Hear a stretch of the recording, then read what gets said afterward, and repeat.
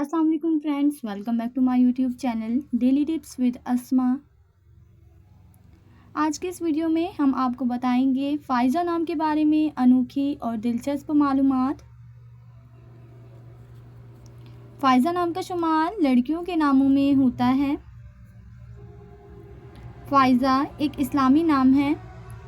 फ़ाइज़ा नाम की इब्तदाई तारीख अरबी ज़ुबान से निकलती है।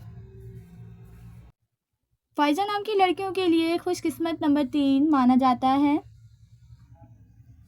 माहिरीन के मुताबिक फ़ाइज़ा नाम की लड़कियां बहुत खिदमत गुजार होती हैं। फ़ाइज़ा नाम का मतलब है फैज़ रसा। फ़ाइज़ा नाम की लड़कियों के लिए खुशकिस्मत दिनों में मंगल और जुमेरात का दिन शामिल है। फ़ाइज़ा नाम के अफराद के लिए मुवाफिक रंगों में सब्ज़ और सुर्ख रंग शामिल है। फ़ाइज़ा नाम के अफराद के लिए मुवाफिक पत्थरों में फ़ैरोज़ी पत्थर शामिल है।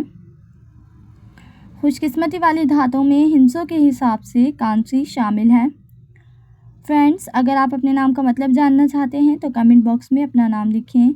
इंशाल्लाह हम आपके नाम की वीडियो ज़रूर बनाएंगे। Thanks for watching. अल्लाह हाफिज़।